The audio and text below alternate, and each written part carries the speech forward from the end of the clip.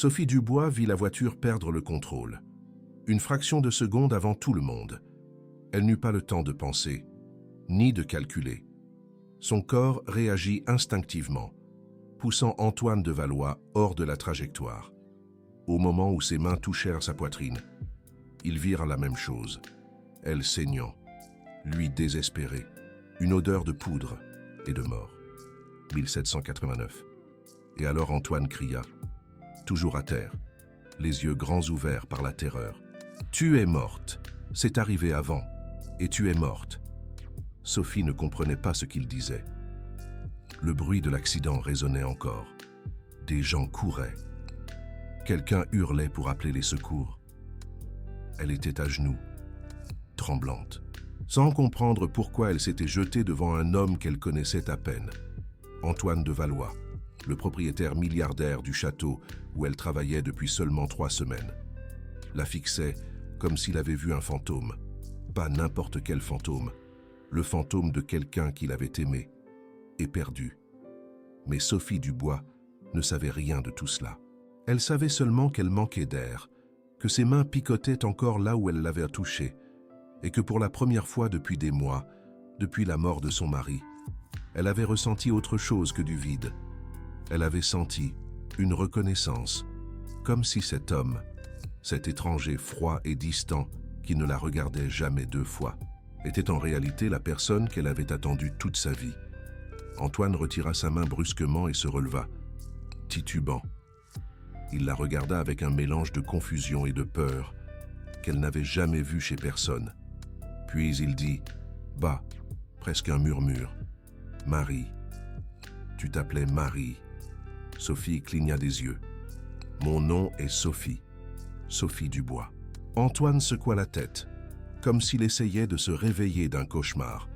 Des gardes du corps les avaient déjà entourés, vérifiant s'ils étaient blessés, éloignant les curieux. La voiture qui avait failli les percuter était arrêtée quelques mètres plus loin, encastrée contre un arbre. Le conducteur, un homme d'âge mûr, en sortit chancelant, visiblement choqué. Mais Antoine ne regarda pas la voiture, ni le conducteur. Il ne regardait que Sophie, et elle pouvait jurer qu'elle voyait des larmes dans ses yeux, des larmes d'un homme qui, selon tous ceux qui travaillaient au château, ne montrait jamais la moindre émotion. Si vous avez déjà senti que vous connaissiez quelqu'un que vous venez de rencontrer, qu'il existe une connexion qui n'a absolument aucun sens, vous comprendrez ce que Sophie ressentit à cet instant. Elle ne connaissait pas Antoine de Valois, mais son âme le connaissait, et cela l'effrayait plus que l'accident. Les ambulanciers arrivèrent, ils les examinèrent tous les deux. Aucune blessure grave, juste le choc. Antoine refusa d'aller à l'hôpital, mais accepta qu'il vérifiait ses signes vitaux sur place. Sophie essaya de s'éloigner, de retourner à ses tâches, de disparaître dans la foule d'employés et de gardes du corps. Mais Antoine lui serra le poignet. Le contact fut électrique. Elle faillit crier. « Ne partez pas !» dit-il. Sa voix était différente. Ce n'était pas la voix froide du patron. C'était la voix de quelqu'un de terrifié. « J'ai besoin de comprendre ce qui vient de se passer. » Sophie ne savait pas quoi dire. Elle-même ne comprenait pas. Alors, elle acquiesça simplement. 2 heures plus tard, Sophie Dubois était assise dans la bibliothèque du château de Valois, une pièce où elle n'était jamais entrée auparavant. Seules les employées les plus anciennes y faisaient le ménage. Elle, c'était la cuisine, le jardin, les couloirs, jamais la bibliothèque. Mais la voilà, dans un fauteuil en cuir qui coûtait probablement plus qu'elle ne gagnait en 1 an, avec une tasse de thé qu'elle n'avait pas demandée, tremblant dans ses mains. Antoine était de l'autre côté de la table, la regardant comme s'il était en train de résoudre un puzzle impossible. Il avait enlevé sa veste tachée de poussière de l'accident. Sa cravate était dénouée, pour la première fois. Sophie le vit moins comme l'homme d'affaires impeccable, et plus comme un homme confus, effrayé, humain. « Qu'avez-vous vu ?» demanda-t-il soudain. « Quand vous m'avez touché. Qu'avez-vous vu ?» Sophie hésita. Si elle disait la vérité, il penserait qu'elle était folle. Mais si elle mentait, cette sensation étrange de connexion, de destin, de quelque chose de plus grand qu'elle ne pouvait comprendre, ne serait jamais expliqué. Alors elle prit une profonde inspiration et dit « J'ai vu du sang, j'ai vu vous, tenant quelqu'un, une femme. Elle était en train de mourir, et vous pleuriez. » Antoine ferma les yeux. Sophie vit sa mâchoire se contracter, comme s'il retenait quelque chose de beaucoup plus fort que de l'émotion, comme s'il retenait des siècles. Elle s'appelait Marie, dit-il en ouvrant les yeux, et je rêve d'elle depuis que j'ai 16 ans. Toujours le même rêve, elle mourant dans mes bras. 1789. La bataille, le sang. Et je la supplie de ne pas partir. Mais elle part toujours. Et elle meurt toujours. Sophie sentit un frisson lui parcourir l'échine. Elle voulait dire que c'était une coïncidence, que les rêves ne signifiaient rien, que les visions pendant les accidents n'étaient que le cerveau en état de choc. Mais elle ne pouvait pas, parce que, quand elle l'avait touché, elle n'avait pas seulement vu du sang et la mort, elle avait vu l'amour, un amour si profond, si ancien, qu'il transcendait toute logique ou raison. « Vous pensez que je suis elle ?» dit Sophie. Ce n'était pas une question, c'était une constatation. Antoine se leva et marcha jusqu'à la fenêtre. Dehors, le soleil se couchait, teintant le ciel d'orange et de rouge, couleur de la bataille, couleur du sang. « Je ne sais pas quoi penser, » dit-il, « mais quand vous m'avez poussé aujourd'hui, quand vous m'avez touché, je n'ai pas seulement vu le rêve, je l'ai vécu. J'ai senti l'odeur de la poudre, j'ai senti le poids d'elle dans mes bras, et pour la première fois depuis des années, j'ai compris pourquoi j'ai ce rêve. Ce n'est pas un rêve, c'est un souvenir. » Sophie aurait dû partir. Elle aurait dû dire qu'il avait besoin d'aide psychologique, qu'elle n'était qu'une employée qui avait agi par instinct, qu'il n'y avait aucune connexion entre eux. Mais elle ne partit pas, parce que, au fond, elle savait qu'il avait raison. Elle avait ressenti la même chose, le même souvenir impossible de quelque chose qu'elle n'avait jamais vécu. « Antoine », commença-t-elle, mais il l'interrompit, se retournant brusquement. « Vous avez une marque ?» demanda-t-il. « Une cicatrice, une tache de naissance, quelque chose, sur l'épaule gauche. » Sophie se figea. « Comment savez-vous ça ?» Il fit un pas vers elle, parce que dans le rêve, Marie a une marque, une cicatrice en forme d'étoile, juste ici. Il toucha sa propre épaule gauche. C'est là que la balle est entrée, là où elle a été touchée en essayant de me sauver. Sophie ne répondit pas. Elle n'y arrivait pas, parce que, sous l'uniforme bleu marine qu'elle portait, sous le chemisier blanc à manches longues, sur son épaule gauche, elle avait exactement ça, une tache de naissance en forme d'étoile. Elle l'avait depuis sa naissance. Elle n'avait jamais su d'où elle venait. Elle ne s'était jamais posé la question. C'était juste une marque, jusqu'à cet instant. « Montrez », dit Antoine. Sa voix était rauque. « S'il vous plaît. » Sophie savait qu'elle ne devrait pas. Cela dépassait toutes les limites professionnelles, sociales, raisonnables. Mais ses mains bougeaient déjà, tirant la manche de son chemisier vers le bas, révélant son épaule. La marque était là, petite, mais inconfondible. Une étoile à 5 branches, comme si elle avait été brûlée sur la peau, ou percée. Antoine de Valois, un homme qui contrôlait des empires, qui ne montrait jamais de faiblesse, s'effondra à genoux. Sophie entendit le bruit sourd de ses genoux frappant le tapis d'Aubusson. Elle vit ses mains trembler. Elle vit des larmes couler sur son visage. Et alors, il dit, d'une voix brisée que Sophie n'oublierait jamais, « C'est vous. Après 235 ans, je vous ai retrouvé. » Sophie ne savait pas quoi faire. Une partie d'elle voulait s'enfuir. Une autre partie voulait s'agenouiller aussi, prendre le visage de cet homme, qui devrait être un étranger, mais que son âme reconnaissait comme quelqu'un qu'elle avait aimé dans une autre vie. Alors, elle fit la seule chose qui avait du sens. Elle posa sa main sur son épaule, doucement, et sentit la même électricité qu'avant. Sauf que cette fois, elle ne venait pas avec des visions de mort. Elle venait avec quelque chose de plus ancien, de plus profond.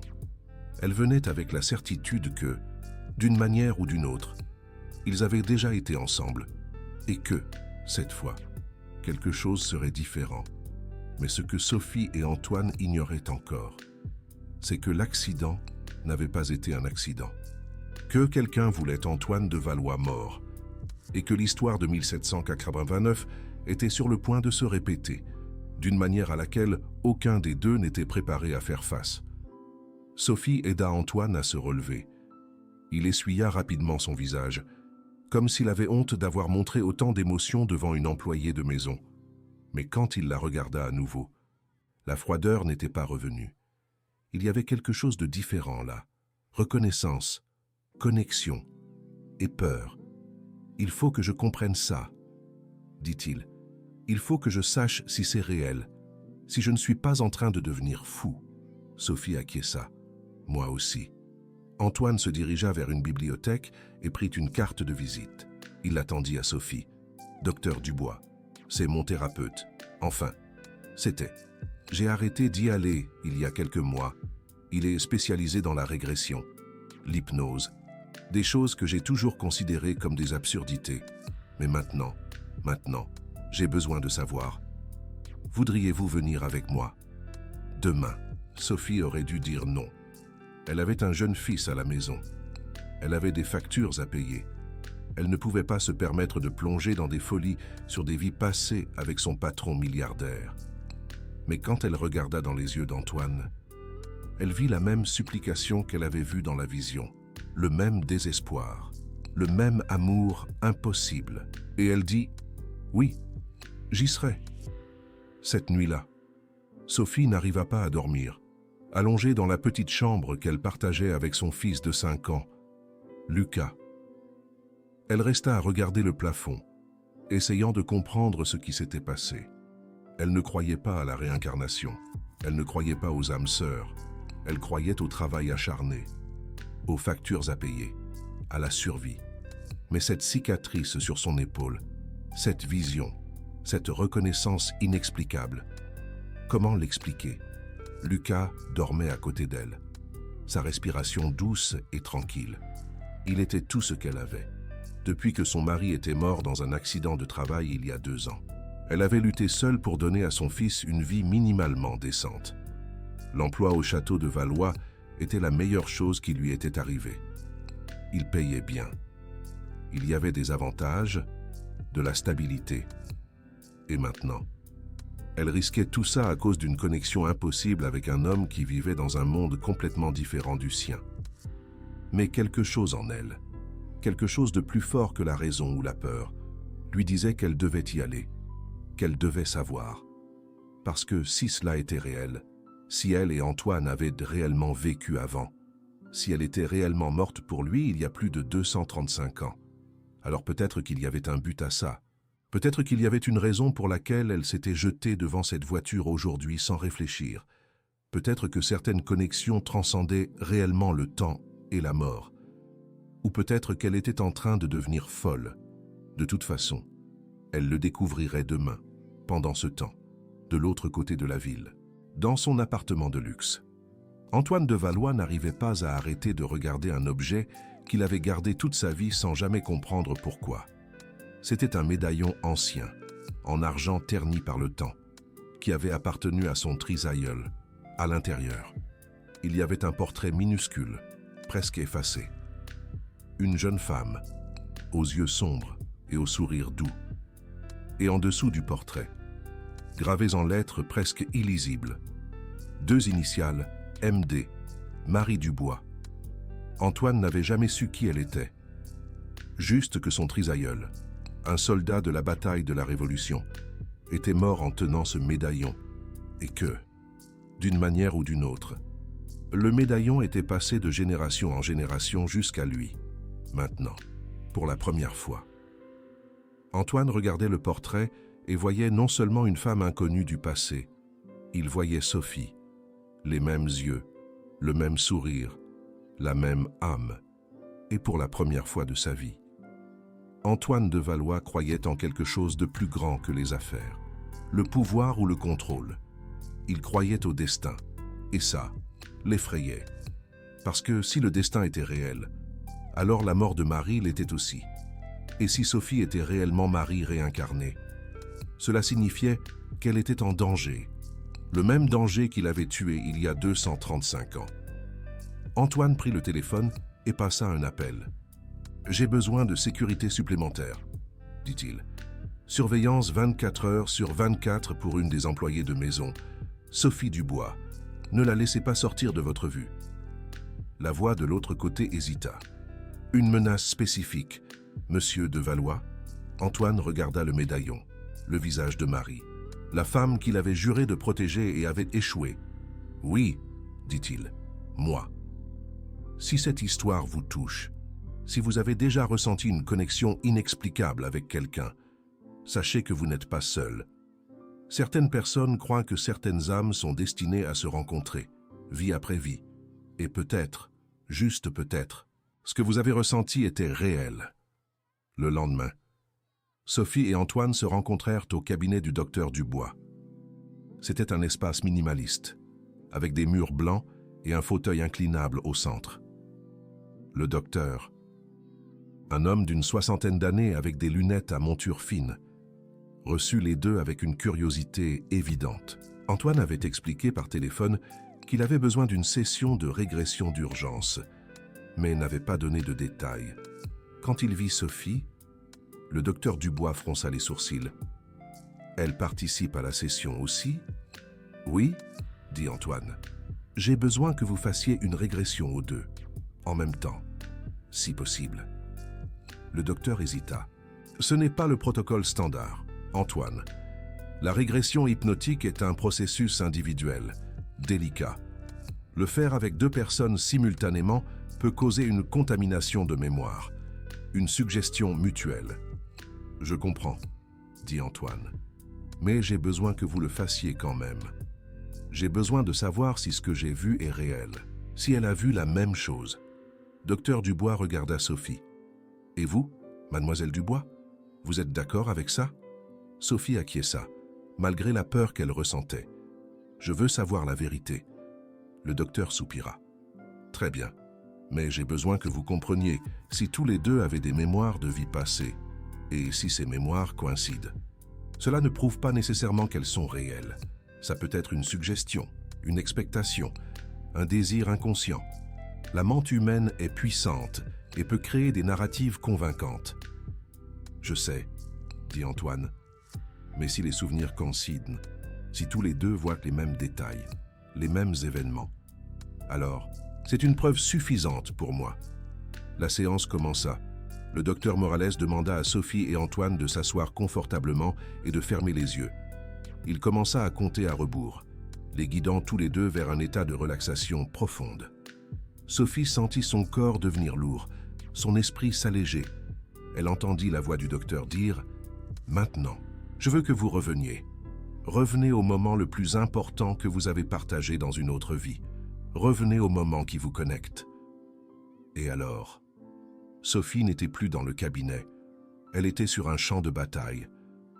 L'odeur de la poudre brûlée lui piquait les narines.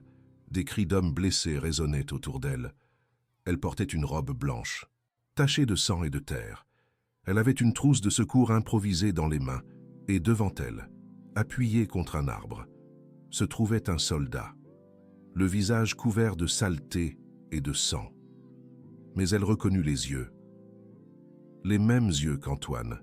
« Marianne, » dit-il, d'une voix faible, « tu dois partir. Ils arrivent.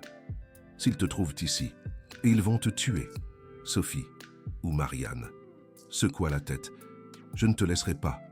Pas encore. » Elle commença à soigner sa blessure, ses mains travaillant rapidement, malgré le tremblement. Il avait reçu une balle dans l'abdomen. Il perdait beaucoup de sang. Elle devait faire un garrot. Elle devait le maintenir en vie, jusqu'à ce qu'elle puisse obtenir de l'aide. Et alors elle entendit des pas, des voix, des soldats ennemis se rapprochant. Marianne regarda l'homme qu'elle aimait et prit une décision. Elle se leva, se plaçant entre lui et la direction d'où venaient les soldats. Elle prit le pistolet qui était à sa ceinture et le pointa. Quand les 3 soldats apparurent entre les arbres, l'un d'eux leva son fusil.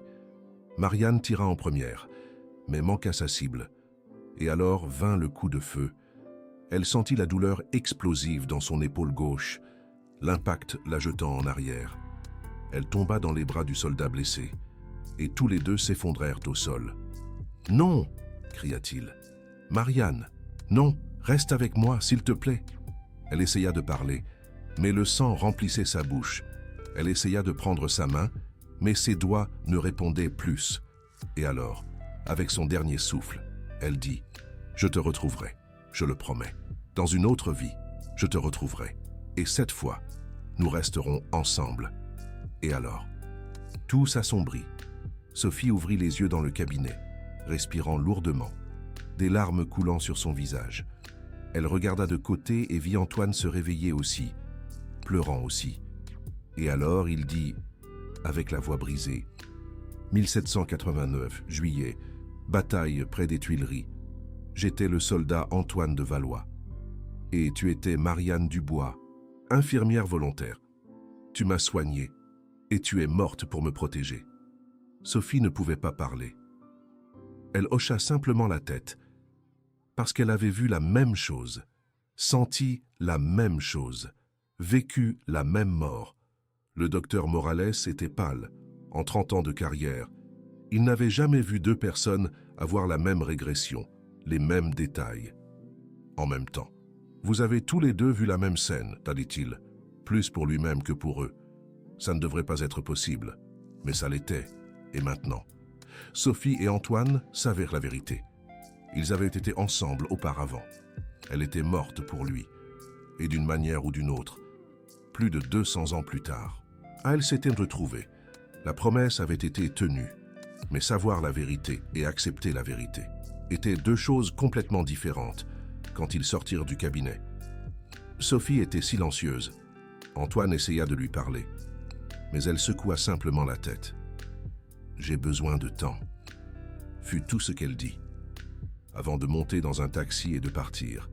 Cette nuit-là, de retour dans son petit appartement, Sophie essaya de se convaincre que tout cela était de la folie. La régression hypnotique ne prouvait rien, c'était de la suggestion, de l'imagination. Deux personnes voulant croire en quelque chose de plus grand, parce que leurs vies actuelles étaient insatisfaisantes. Antoine était un propriétaire milliardaire du château, solitaire, qui avait perdu sa famille jeune. Elle était une employée de maison veuve, luttant pour survivre. Bien sûr qu'ils voulaient tous les deux croire en une connexion transcendantale, mais cela ne la rendait pas réelle. Elle regarda Gabriel, dormant paisiblement dans son petit lit. Il était réel. Les factures à payer étaient réelles. L'emploi qu'elle ne pouvait pas perdre était réel. Les connexions de vie passée, les promesses faites en 1789, ça ne payait pas le loyer. Ça ne mettait pas de nourriture sur la table. Ça ne donnait pas un avenir à son fils. Le lendemain, Sophie retourna au travail, déterminée à garder ses distances avec Antoine. Elle ferait son service, recevrait son salaire et oublierait toute cette histoire de réincarnation. Mais quand elle arriva au château, elle trouva Antoine qui l'attendait dans la cuisine. Il n'était pas habillé pour le travail. Il portait des vêtements décontractés, les cheveux en bataille, des cernes profondes. On aurait dit qu'il n'avait pas dormi. « Nous devons parler », dit-il. Sophie regarda autour d'elle. D'autres employées étaient présentes, préparant le petit déjeuner, rangeant la maison. « Pas ici », dit-elle doucement. « Ce n'est pas approprié. » Antoine acquiesça et sortit, mais il laissa un billet sur la table où Sophie travaillait. Quand elle l'ouvrit, elle lut « Bibliothèque, midi. S'il te plaît, j'ai quelque chose à te montrer. » Sophie froissa le billet. Elle ne devrait pas y aller. Mais elle savait qu'elle irait. Parce que, autant qu'elle essayait de le nier, elle avait senti cela aussi. La connexion, la mémoire, la certitude qu'elle et cet homme avaient partagé quelque chose de bien au-delà de cette vie. À midi, Sophie entra dans la bibliothèque. Antoine était là, attendant, et sur la table, il y avait des documents anciens, des photographies numérisées, des pages imprimées d'archives historiques. Il avait passé la nuit à faire des recherches. « Regarde ça », dit Antoine, en poussant un document vers elle. C'est un registre militaire de 1789. Bataille près des Tuileries. Liste des pertes. Regarde le nom. Sophie lut. Soldat Antoine de Valois, blessé au combat, a survécu. Soigné par Marianne Dubois, infirmière volontaire. Marianne Dubois, décédée sur place, blessure par arme à feu. Sophie sentit ses jambes flancher. C'était réel. Ce n'était pas de l'imagination. Ce n'était pas de la suggestion. C'était documenté. Ils avaient vraiment existé. Et il y a plus, continua Antoine, en prenant un autre document. Ceci est le rapport d'un officier qui a été témoin. Il a écrit « Mademoiselle Dubois a fait preuve d'un courage extraordinaire en se mettant sur la ligne de feu pour protéger le soldat blessé. Sa mort est une perte irréparable pour l'armée. » Sophie ne pouvait pas comprendre. C'était trop réel, trop impossible. Comment cela pouvait-il se produire? Comment pouvait-elle être en train de lire sur sa propre mort, survenue plus de 200 ans avant sa naissance? « Tu n'y crois toujours pas ?» dit Antoine. « Je comprends. Moi non plus je n'y croirais pas. Mais il y a une dernière chose. » Il prit le médaillon ancien que Sophie avait vu brièvement lors de la séance de régression. Il ouvrit le médaillon et lui montra le portrait minuscule à l'intérieur. Ce médaillon appartenait à mon arrière-arrière-grand-père, le soldat Antoine de Valois. Il est mort en 1840 en tenant ceci. Regarde le portrait. Sophie regarda et sentit le monde tourner. Le portrait, bien que délavé et minuscule, était inconfondable. C'était elle. Ou plutôt, c'était Marianne. Mais Sophie et elle, avec le même visage, les mêmes yeux, la même courbe du sourire. Et sous le portrait, les initiales, SD, Sophie Dubois. Tu as gardé ça toute ta vie, sans savoir qui elle était, murmura Antoine. Et maintenant, tu découvres que c'était toi. Ricardo acquiesça. Et sous le portrait, de l'autre côté du médaillon, il y a une inscription. Il retourna le médaillon. Antoine lut les mots gravés en français ancien. Je te retrouverai, je le promets. Les mêmes mots que Sophie avait prononcés avant de mourir, lors de la régression. Les mêmes mots qu'Antoine avait parlé, sans jamais les avoir entendus auparavant. La promesse avait été réelle et elle avait été tenue. Antoine se redressa, tremblant. Qu'est-ce que ça signifie? Qu'est-ce qu'on doit faire de ça? Ricardo rangea le médaillon et la regarda avec une intensité qui l'effrayait. Ça signifie que tu ne peux pas mourir pour moi, c'est encore une fois. Ça signifie que cette fois, c'est moi qui vais te protéger. Ça signifie que cette fois, nous allons rester ensemble. Antoine secoua la tête. Ricardo, j'ai une vie, j'ai un enfant, des responsabilités. Je ne peux pas simplement tout laisser tomber parce qu'on a vécu une vie ensemble. Il y a plus de 2 siècles, ça ne change pas qui nous sommes. Maintenant, tu es un propriétaire milliardaire de château. Je suis une employée de maison. Nous vivons dans des mondes différents. Dans la dernière vie, j'étais un simple soldat. Et tu étais la fille d'un aristocrate médecin, répondit Ricardo. Nous vivions aussi, dans des mondes différents. Et pourtant, tu m'as choisi. Pourtant, tu es morte pour moi. Les rôles se sont inversés, Antoine. Mais la connexion, non. Et tu le sais, tu le sens. Antoine voulait nier, mais elle ne pouvait pas, parce qu'il avait raison. Elle le sentait, dès l'instant où elle l'avait touché, dès la vision, dès la régression. Elle le savait. Ils étaient des âmes sœurs, connectées à travers le temps, destinées à se retrouver. Mais, et si c'est une malédiction, murmura-t-elle. Et si nous sommes destinés à nous rencontrer, mais jamais à être ensemble?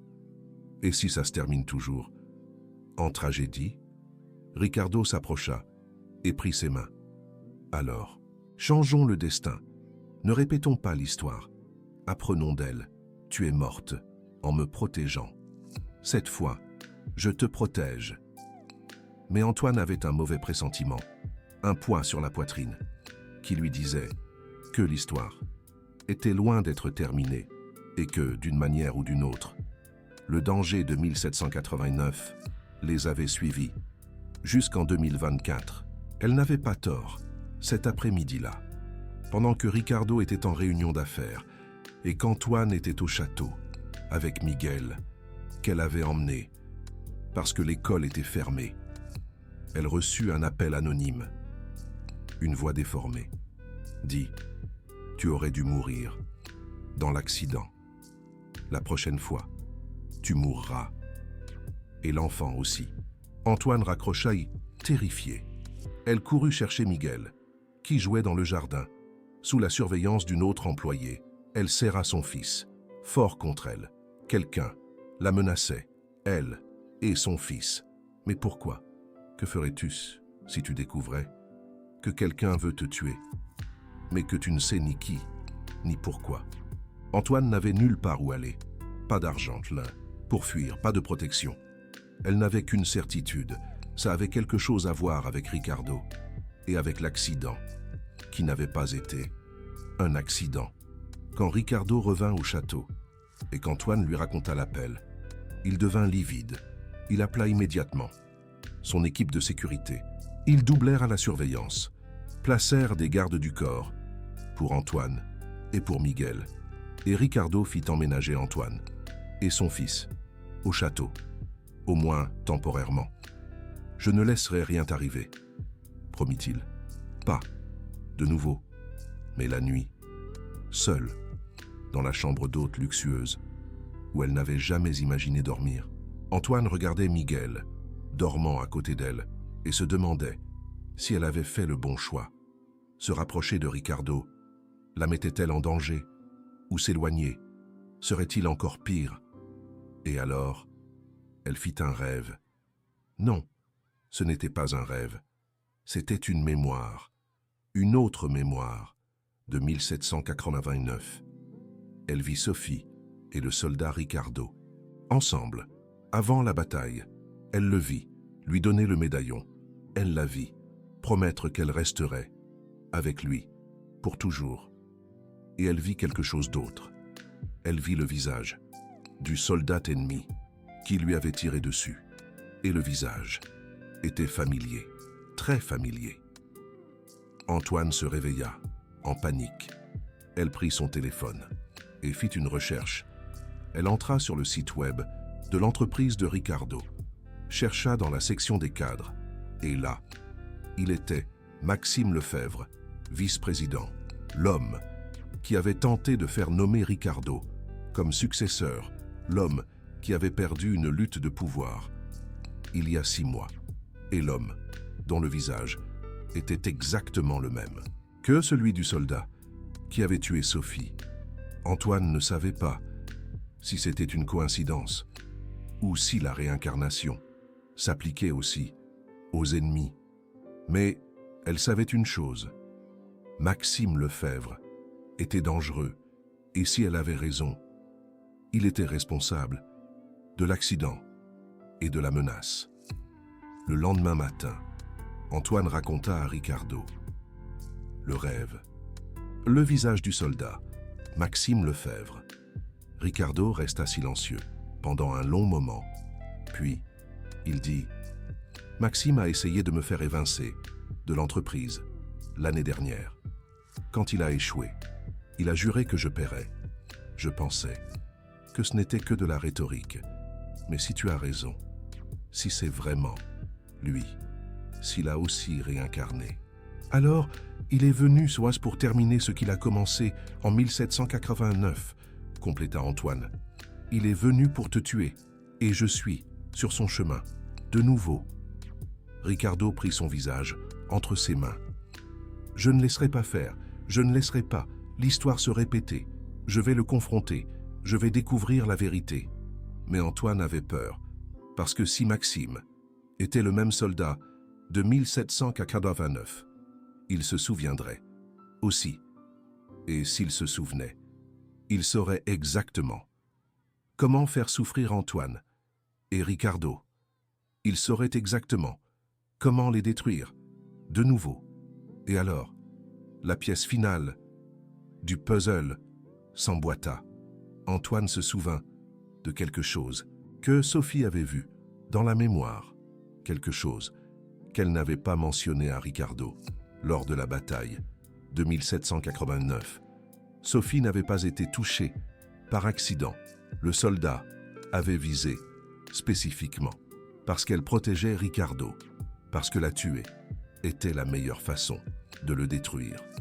Et si Maxime Lefebvre savait ça, s'il avait aussi des mémoires de cette vie, alors la menace n'était pas contre Ricardo, elle était contre Antoine et contre toute personne qu'elle aimait, y compris Miguel.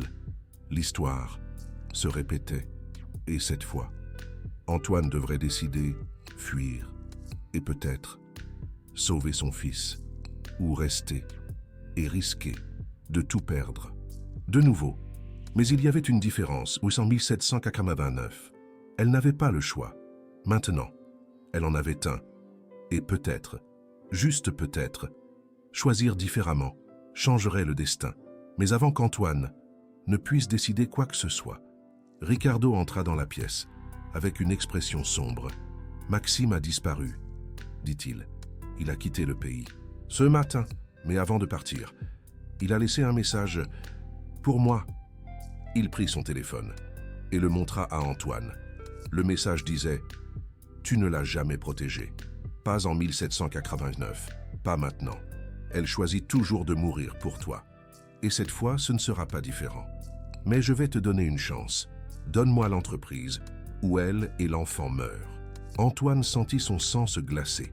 Maxime savait, il se souvenait, et il utilisait la même tactique que toujours, faire choisir Ricardo entre pouvoir et amour, entre la vie et la mort, entre le destin et le libre arbitre. Et pour la première fois, Sophie comprit pourquoi Antoine et elle avaient été séparés en 1789. Ce n'était pas seulement la bataille, ce n'était pas seulement la malchance, c'était Gustave. C'était lui qui avait orchestré tout, lui qui avait garanti la mort d'Isabelle. Et maintenant, 235 ans plus tard, il tentait de nouveau. Antoine regarda Sophie, les larmes aux yeux. « Je vais lui donner l'entreprise. Je ne veux pas te mettre en danger. » Mais Sophie secoua la tête. « Ah, si tu fais ça, il te tuera de toute façon. Et ensuite, il viendra me chercher. Nous ne pouvons pas céder. Nous devons nous battre. Cette fois, nous devons changer l'histoire. » Et c'est à ce moment précis que Sophie réalisa quelque chose qu'Isabelle n'avait jamais compris. La promesse n'était pas seulement de se retrouver, c'était apprendre. C'était grandir. C'était, enfin, vaincre ensemble ce qu'ils n'avaient jamais réussi à vaincre séparément. La peur, la violence, le destin qui semblait écrit dans le sang. Cette fois, Sophie ne mourrait pas pour Antoine, et Antoine ne la laisserait pas mourir, Mao, cette fois. Ils se battraient ensemble. Et peut-être, juste peut-être, que 235 ans d'attente en valaient enfin la peine. Antoine réunit immédiatement son équipe de sécurité et ses avocats. Ils tracèrent le message de Gustave. Découvrir qu'il avait quitté le pays, mais laisser des instructions spécifiques. Il y avait un délai, 72 heures pour qu'Antoine transfère le contrôle de l'entreprise, où Sophie et Michel seraient morts. Mais il y avait autre chose. En enquêtant, ils découvrirent des relevés financiers qui montraient que Gustave avait engagé le conducteur de l'accident. Il avait tout planifié, et ce n'était pas la première fois. Au cours des 3 dernières années, depuis que la lutte pour le pouvoir avait commencé, il y avait eu au moins 4 tentatives d'assassinat contre Antoine qui ressemblaient à des accidents. Chute d'une poutre de construction sur un chantier, frein coupé sur sa voiture privée, un incendie suspect dans son bureau alors qu'il travaillait tard. Tous des événements qu'Antoine avait attribués au hasard ou à la négligence. Mais ce n'était pas le cas. C'était Gustave qui essayait de le tuer. Et maintenant, avec Sophie dans l'équation, Gustave avait trouvé l'arme parfaite, menacer la personne qu'Antoine aimait. La même tactique qui avait fonctionné en 1789. Sophie regardait les rapports éparpillés sur la table du bureau d'Antoine et sentait le poids de l'histoire sur ses épaules. Gustave n'essayait pas seulement de tuer Antoine pour le pouvoir ou l'argent. Il terminait quelque chose qui avait commencé il y a 200 ans. Une obsession qui avait traversé les vies. Une haine qui s'était réincarné avec eux. Nous devons comprendre pourquoi, dit Sophie. Pourquoi nous est-il autant? Qu'est-ce qui s'est passé en 1789, au-delà de la bataille? Antoine la regarda avec une expression étrange. J'ai fait un autre rêve la nuit dernière, ou un souvenir. Je ne fais plus la différence. Il prit une profonde inspiration. Avant la bataille. Gustave et moi servions dans le même régiment. Nous étions amis, jusqu'à ce qu'il découvre Isabelle, notre relation. Sophie sentit un frisson. Continue. Antoine ferma les yeux, revivant le souvenir. Gustave était amoureux d'Isabelle aussi. Elle avait soigné une blessure de lui quelques mois avant la bataille. Il l'a demandée en mariage. Elle a refusé, parce qu'elle m'avait déjà choisi. Un pauvre soldat, et il n'a jamais pardonné. Il a juré que si lui ne pouvait pas l'avoir, personne ne le pourrait. Alors, lors de la bataille, murmura Sophie, il n'a pas seulement tiré sur Isabelle, il l'a tuée exprès, par jalousie, par vengeance. Antoine acquiesça, les larmes aux yeux, et maintenant, il refait la même chose. Peu importe le nombre de vies qui passent, peu importe le nombre de corps qu'il utilise, il ne s'arrêtera jamais, jusqu'à nous détruire. Sophie sentit la colère monter en elle, une colère qui venait non seulement de cette vie, mais de la précédente aussi. Isabelle était morte en pardonnant, était morte en croyant que le soldat qui l'avait tuée ne faisait qu'obéir aux ordres. Mais ce n'était pas le cas. Il avait choisi, il avait visé, il avait appuyé sur la gâchette avec intention. Et maintenant, 200 ans plus tard, il voulait faire la même chose avec Michel, avec un enfant innocent qui n'avait rien à voir avec cette folie. « Non, » dit Sophie, la voix ferme. « Nous n'allons pas laisser faire, nous n'allons pas fuir, et nous n'allons pas céder. Nous allons l'affronter. Et cette fois, nous allons vaincre. » Antoine la regarda avec surprise et admiration. « Comment ?» Sophie prit son téléphone. « Nous avons 72 heures. Assez de temps pour faire revenir Gustave, pour le confronter, et pour garantir que, cette fois, il ne s'échappe pas. Le plan était risqué, mais c'était la seule chance qu'ils avaient. Antoine ferait une déclaration publique disant qu'il transférait le contrôle de l'entreprise à Gustave. Il organiserait une réunion du conseil d'administration pour officialiser. Gustave devrait revenir pour prendre le contrôle. Et quand il reviendrait, il l'attendrait, avec des preuves, avec des témoins, et avec la police. Mais Sophie savait que Gustave ne serait pas si facile à capturer. Il avait tout planifié pendant des années. Il avait des ressources, des connexions, et des souvenirs d'une vie entière de tactiques militaires. Il ne tomberait pas dans un piège évident. Alors Sophie ajouta une pièce au plan, une pièce qu'Antoine détestait, mais qu'elle insista. Elle serait l'appât.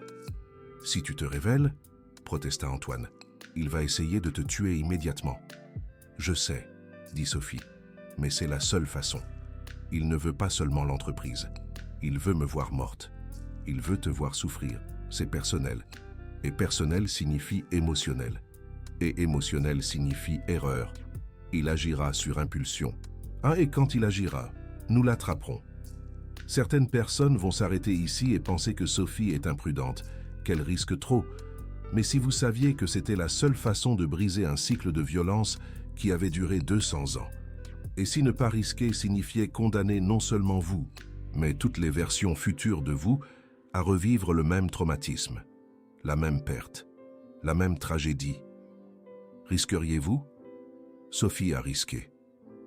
2 jours plus tard, Gustave Salazar revint au pays, confident, souriant, prêt à prendre le contrôle de l'empire qu'il avait tenté de voler pendant des années. La réunion fut organisée dans le bâtiment de l'entreprise, à l'étage de la direction. Des agents de sécurité étaient positionnés, des policiers en civil étaient à présent, et Sophie, contre tous les instincts d'Antoine, était là aussi, assise dans la salle de conférence, attendant. Quand Gustave entra et la vit, quelque chose changea dans son visage, pendant une fraction de seconde. Sophie vit reconnaissance, colère et quelque chose de plus profond, désir, obsession, la même obsession qui avait motivé un soldat à tuer la femme qu'il aimait parce qu'il ne pouvait pas la voir. « Isabelle », dit Gustave, et tous dans la salle le regardèrent confus. Seuls Sophie et Antoine comprirent. « Tu le choisis encore, même après tout, même en sachant qu'il ne t'a jamais protégé. » Sophie se leva lentement. « Tu te souviens ?» Gustave sourit, un sourire froid, dangereux. « Depuis que j'ai 14 ans, des rêves, des souvenirs, une bataille que j'ai menée, une femme que j'ai aimée et un traître qui me l'a volée. » Antoine commença à bouger. Mais Sophie lui fit signe d'arrêter. Elle devait faire ça. Elle devait affronter l'homme qui l'avait tuée. Non seulement dans cette vie, mais dans la précédente. « Tu ne m'aimais pas, » dit Sophie. « Tu me voulais, comme une possession. Quand tu n'as pas pu m'avoir, tu m'as détruite. Et maintenant, tu veux refaire la même chose. » Antoine fit un pas vers elle. « Ça, je t'ai donné une chance. Je t'ai demandé en mariage. J'aurais pu te donner une vie de richesse, de statut. Mais tu as choisi un simple soldat, quelqu'un qui n'était même pas capable de te protéger quand c'était important. » Sophie ressentit la douleur dans ces mots. La même douleur qu'Isabelle avait ressentie. La même confusion. Mais cette fois, elle avait quelque chose qu'Isabelle n'avait pas, la clarté. « Je n'ai pas choisi la richesse ou le statut, j'ai choisi l'amour. Et tu ne comprendras jamais ça, parce que tu ne sais pas ce qu'est l'amour. Tu ne connais que la possession. » Le visage d'Antoine se contracta. « Et où cet amour t'a-t-il mené ? Il t'a mené à la tombe. Il t'a mené à la mort. Et il va t'y mener de nouveau. » Il regarda Antoine de Valois, parce qu'il ne pourra jamais te protéger. Tout comme il n'a pas pu en 1789. C'est alors qu'Antoine de Valois prit enfin la parole, d'une voix calme, mais létale. « Tu as raison, je ne l'ai pas protégé, et j'ai porté cette culpabilité pendant 236 ans. Mais cette fois, je ne suis pas un soldat blessé au sol. Cette fois, je suis debout, et tu ne la toucheras pas. » Antoine rit. « Tu crois que ça a de l'importance ? Tu crois qu'être debout change quelque chose ? J'ai des hommes dehors, j'ai des plans, j'ai le contrôle. Et vous deux, vous avez quoi ? Une promesse de 1789, de l'amour ? L'amour n'arrête pas les balles. » Sophie fit un pas de plus vers Antoine. « Tu as raison, l'amour n'arrête pas les balles. Mais nous ne sommes pas seuls cette fois. Et tu n'es plus un soldat sur un champ de bataille sans témoin. Tu es un criminel dans un château rempli de caméras, de policiers et de preuves. Tu as déjà perdu. Tu ne le sais juste pas encore. » C'est alors qu'Antoine réalisa. Les gardes du corps qu'il pensait être à lui étaient en réalité des policiers. Les caméras qu'il pensait éteintes enregistraient tout, et la confession qu'il venait de faire. Parlant d'avoir tué Sophie en 1789, des accidents de ses plans étaient enregistrés. Mais Antoine Salazar n'était pas du genre à accepter la défaite, surtout pas 2 fois. Il sortit une arme qu'il avait cachée sous sa veste, la pointa sur Sophie et dit « Si je ne peux pas t'avoir, personne ne le pourra. » Comme en 1789, comme maintenant. Et alors, tout se passa au ralenti. Antoine appuya sur la détente. Antoine de Valois cria et se jeta devant Sophie. Mais cette fois, quelque chose était différent. Sophie bougea aussi. Pas en avant, comme Isabelle l'avait fait, mais sur le côté, tirant Antoine de Valois avec elle. La balle passa là où ils étaient un instant auparavant et frappa le mur. Des gardes et des policiers jetèrent Antoine au sol. L'arme fut arrachée de sa main. Il criait, se débattait, mais il était maîtrisé. Et pendant qu'on l'emmenait hors de la salle, menotté, il regarda Sophie et Antoine de Valois ensemble, debout, vivants, et pour la première fois en 236 ans. Antoine Salazar comprit, il avait perdu. De nouveau. Mais cette fois, définitivement. Sophie se serra contre Antoine de Valois, tremblante. Ils étaient vivants, tous les deux. Ils avaient brisé le schéma. Ils avaient changé le destin. Et pendant que les policiers emmenaient Antoine, pendant que les avocats préparaient des accusations formelles pour tentative de meurtre, terrorisme d'entreprise et une douzaine d'autres crimes, Sophie et Antoine de Valois s'étreignirent et finalement, après 236 ans, ressentir quelque chose qu'ils n'avaient jamais ressenti ensemble, l'Apex. Mais ce n'était pas encore fini. Il y avait une dernière pièce, une dernière révélation qui changerait tout. Cette nuit-là, après qu'Antoine ait été arrêté et que les accusations aient été formalisées, Sophie et Antoine de Valois retournèrent au château. Lucas était là, dormant paisiblement, protégé, inconscient du danger qu'il avait couru.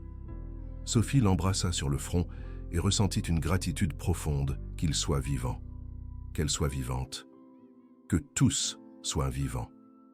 Antoine de Valois la trouva dans la bibliothèque, regardant par la fenêtre le jardin éclairé par la lune.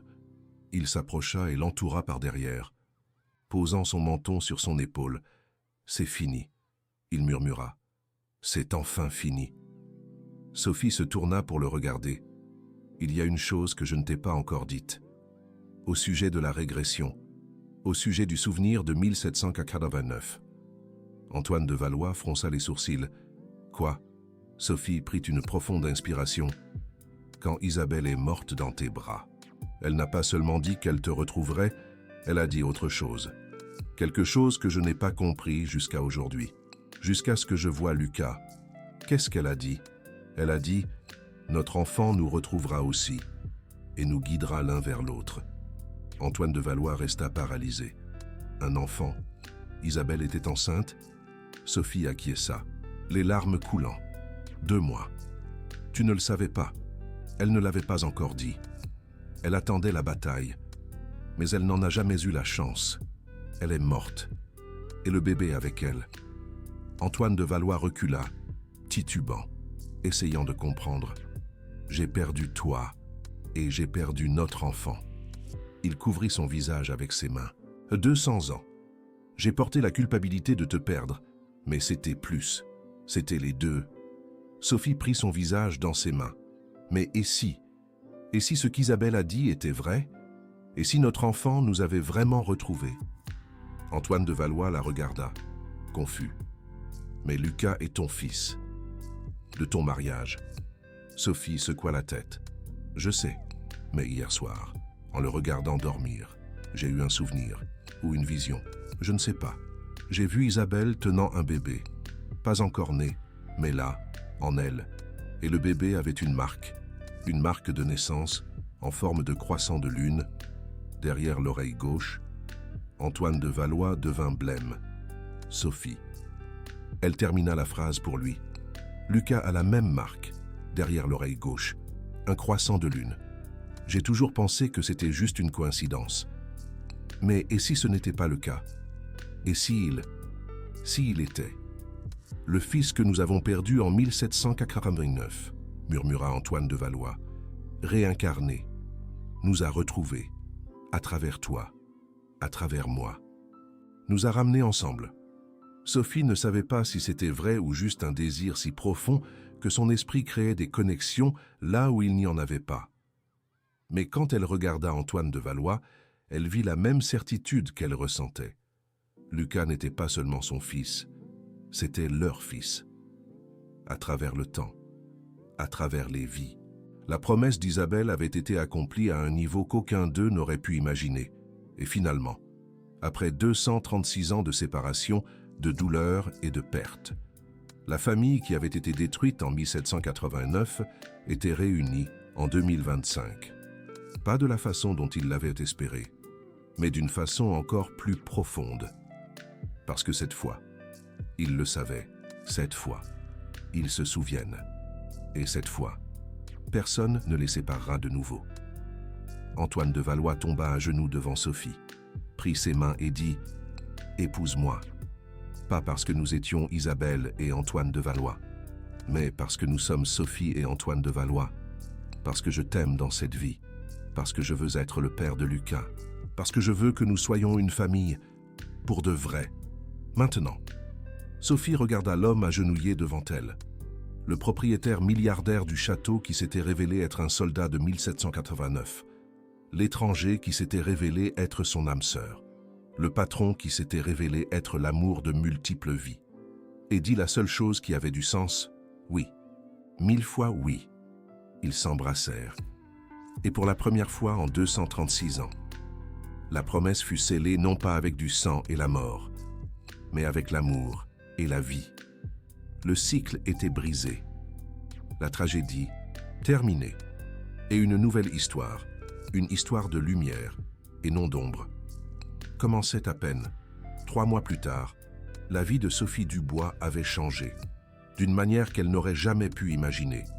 Antoine de Valois était en prison, attendant son procès, pour tentative d'homicide, complot et une liste d'autres crimes, qui garantirait qu'il passerait le reste de sa vie derrière les barreaux. Ses souvenirs de 1789, ses aveux sur le meurtre d'Isabelle, tout avait été documenté. Des psychiatres légistes étaient fascinés par l'affaire. Certains parlaient de délire partagé, d'autres, plus ouverts, suggéraient que peut-être il y avait plus de choses entre le ciel et la terre que la science moderne ne pouvait expliquer. Mais Sophie ne se souciait pas de ce qu'ils en disaient. Elle connaissait la vérité. Et la vérité était qu'elle, Antoine et Gabrielle, étaient une famille, pas seulement par choix, mais par destin, par promesse, par un amour qui transcendait le temps. Le mariage fut intime. Seuls les amis proches et quelques employés de maison, qui étaient devenus comme une famille. Gabriel, à 5 ans, fut le page. Il ne comprenait pas complètement ce qui se passait, mais il savait qu'Antoine était spécial. Il savait que lorsque l'homme grand le prenait dans ses bras, il y avait quelque chose de familier, quelque chose de sûr, quelque chose qui ressemblait au foyer.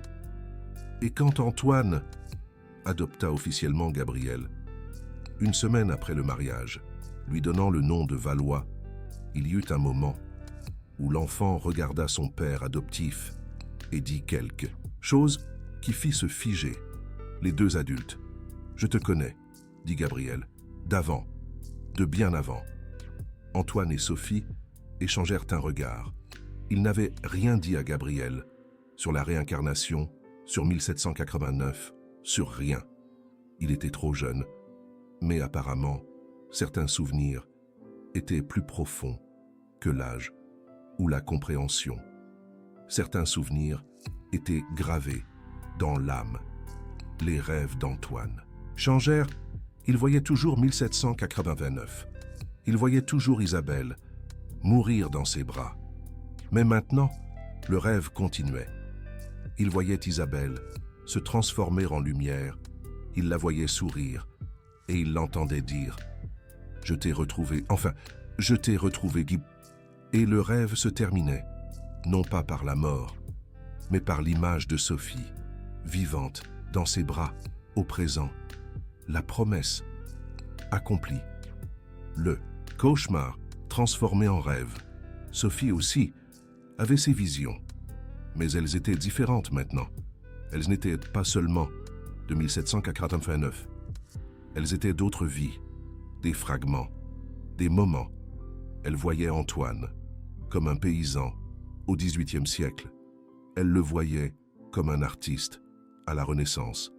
Elle le voyait comme un moine au Moyen Âge. Et dans chaque vie, elle se voyait aussi, parfois ensemble, parfois séparés, mais toujours, toujours connectés, toujours en quête, toujours en train de se retrouver à travers les siècles, les civilisations et d'innombrables renaissances. Certaines connexions ne sont pas créées, elles sont éternelles et attendent seulement d'être remémorées. Cette histoire n'est pas seulement celle de Sophie et d'Antoine, elle est celle de quiconque a déjà ressenti une connexion inexplicable, quiconque a déjà regardé un étranger et ressenti une reconnaissance, quiconque a déjà eu un rêve vivide d'une époque qu'il n'a jamais vécue, parce que peut-être, juste peut-être, ce ne sont pas des coïncidences, peut-être sont ce des souvenirs, peut-être sont ce des promesses qui s'accomplissent. 1 an après le mariage, Sophie était enceinte. Quand l'échographie révéla que c'était une fille, Antoine pleura, et cette nuit-là, Il fit un rêve différent. Il vit Isabelle, en 1789, enceinte, tenant son ventre. Elle le regarda à travers le temps et dit « Notre famille est complète. » Enfin, complète.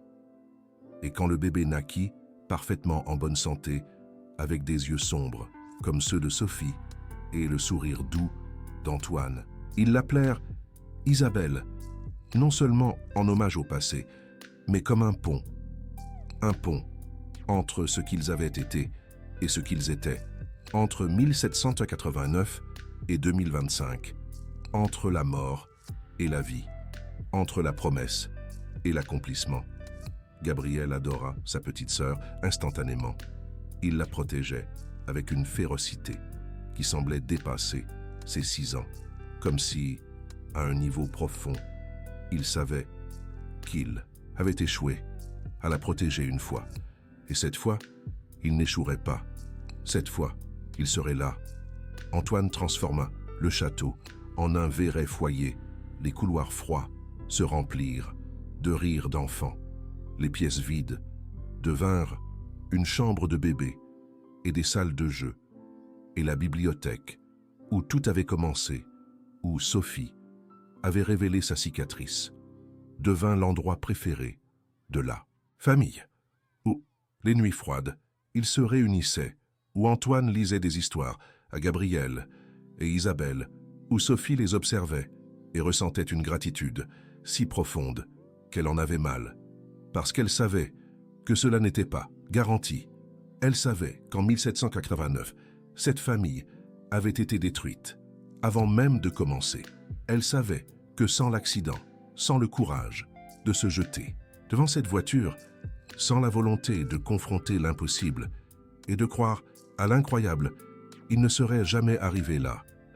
Il n'aurait jamais eu cette seconde chance, cette chance de tout bien faire.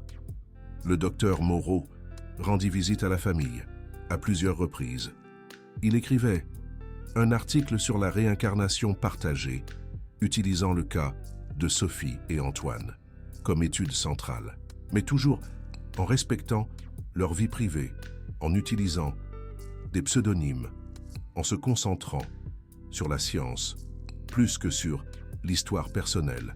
Et à chaque fois qu'il leur rendait visite, il était impressionné, parce qu'il venait en cherchant des explications rationnelles, mais il ne trouvait que de la magie dans la façon dont Antoine regardait Sophie, de la magie dans la façon dont Gabriel protégeait sa petite sœur, de la magie dans la façon dont une famille qui ne devrait pas exister, qui avait été séparée pendant 200 ans, s'était enfin réunie. Certaines choses n'ont pas besoin d'explication. Docteur Moreau, dit-il une fois, certaines choses ont juste besoin d'être observées. Et j'ai l'honneur d'être témoin d'un miracle. L'histoire ne peut pas être racontée sans mentionner ce qui est arrivé à Antoine de Valois. Il fut condamné à la prison à vie. Mais 6 mois après la sentence, quelque chose d'étrange se produisit. Il demanda à voir Antoine. Et quand Antoine, contre l'avis de tous, alla lui rendre visite, Antoine était différent, diminué, brisé. « Je me souviens de tout maintenant », dit Antoine, à travers la vitre du parloir. « Pas seulement de 1789, je me souviens d'avant, d'autres vies.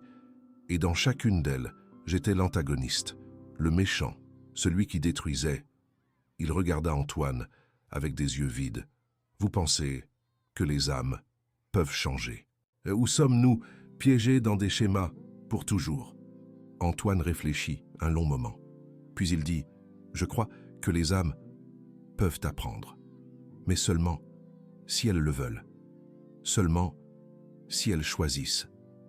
Vous avez choisi la haine en 1789. Vous avez choisi la vengeance maintenant. Mais vous avez encore le choix. Vous avez encore le temps. Peut-être pas dans cette vie, mais dans la prochaine et dans la suivante.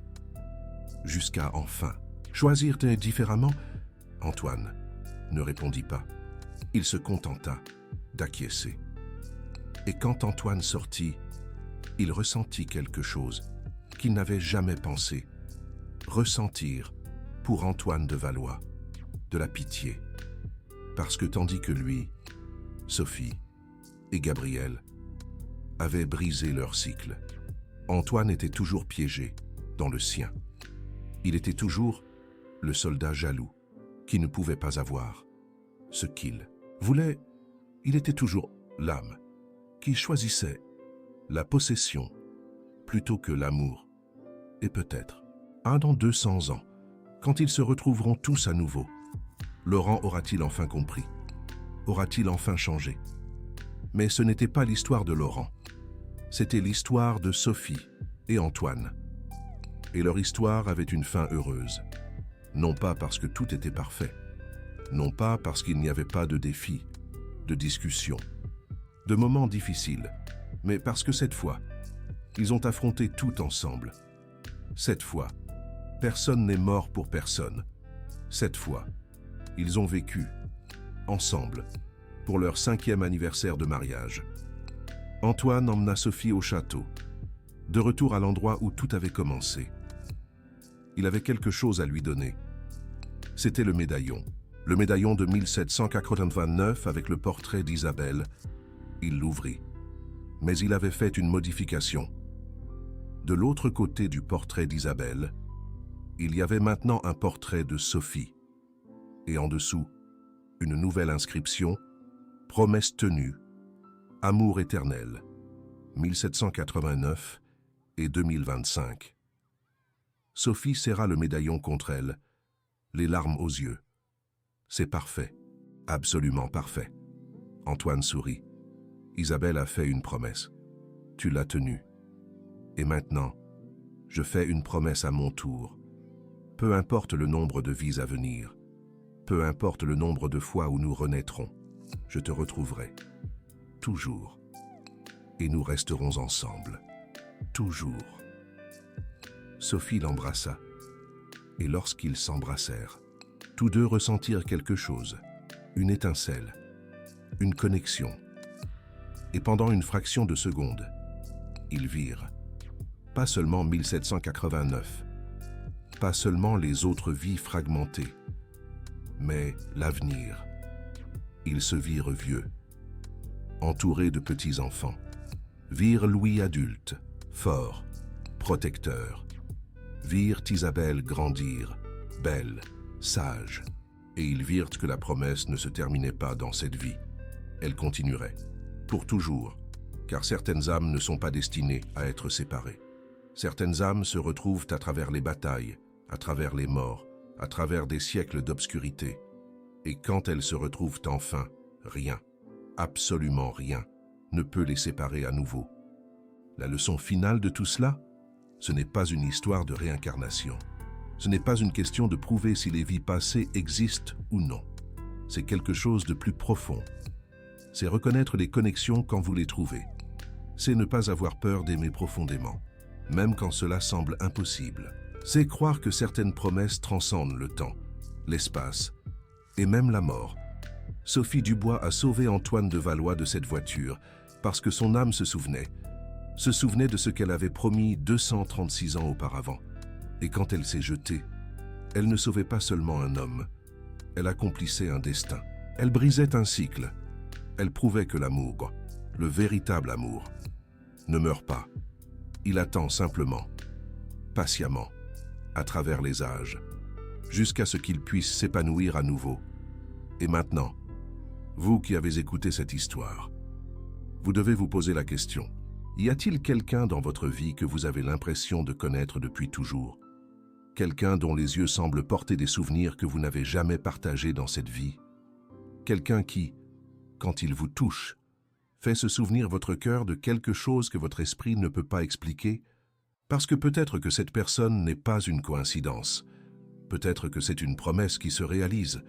Peut-être que c'est une âme que vous avez aimée dans une autre vie, revenant pour vous retrouver dans celle-ci. Et si c'est le cas, ne laissez pas la peur, la logique ou le scepticisme vous en empêcher. Parce que Sophie a failli. Antoine a failli. Mais quand ils ont finalement cru, quand ils se sont finalement abandonnés à l'impossible, ils ont découvert que l'amour qu'ils avaient perdu en 1789 n'était jamais vraiment mort. Il avait juste attendu. Et l'attente, aussi longue fût-elle, valait chaque seconde. Cette histoire ne devrait pas exister. Elle ne devrait pas être possible. Mais elle existe. Et elle est possible. Et peut-être, juste peut-être, que votre histoire de connexion impossible, de reconnaissance inexplicable, d'amour qui semble transcender cette vie, est aussi réelle, est aussi une promesse qui se réalise, est aussi la preuve que certaines choses sont plus grandes que la naissance et la mort. Certaines choses sont éternelles. Et si vous avez déjà ressenti cela, si vous avez déjà vécu cela, si vous avez déjà trouvé votre âme sœur d'une autre vie, alors vous savez que cette histoire n'est pas une fiction. C'est un souvenir, c'est une reconnaissance. C'est la validation de ce que votre cœur a toujours su, mais que votre esprit craignait de croire. Que le véritable amour ne meurt jamais. Il se transforme simplement. Il attend simplement. Il retrouve simplement un chemin. Toujours. Sophie et Antoine l'ont prouvé. Louis les a guidés l'un vers l'autre. Isabelle, le bébé, a bouclé la boucle. Et maintenant, là où il n'y avait auparavant que tragédie et perte, il y a un foyer. Il y a une famille. Il y a un amour qui a survécu à 236 années de séparation et qui a émergé plus fort, plus profond, plus éternel que tout ce que la mort pourrait détruire. La promesse a été tenue, le cycle a été brisé, et deux âmes qui se sont aimées et se sont perdues en 1789. Enfin, en 2025, sont ensemble, pour toujours. Et si cette histoire vous a touché d'une manière ou d'une autre, si elle vous a fait penser à quelqu'un, si elle vous a fait ressentir quelque chose d'inexplicable, alors peut-être qu'il est temps de faire attention. Parce que peut-être que votre âme essaye de vous dire quelque chose, peut-être qu'elle essaie de vous rappeler une promesse que vous avez faite, d'un amour que vous avez vécu, d'une connexion qui n'est jamais morte, qui a juste attendu que vous vous en souveniez. Quelle est votre histoire de connexion inexplicable? Quelle est la promesse dont votre âme se souvient, mais que votre esprit a oubliée?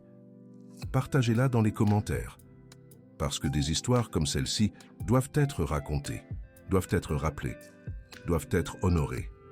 Et peut-être, en partageant, trouverez-vous d'autres qui se souviennent aussi, qui ressentent aussi, qui savent aussi que l'amour éternel n'est pas un fantasme. C'est la vérité la plus profonde qui existe. Sophie Dubois et Antoine de Valois en sont la preuve. Et maintenant, vous pouvez l'être aussi.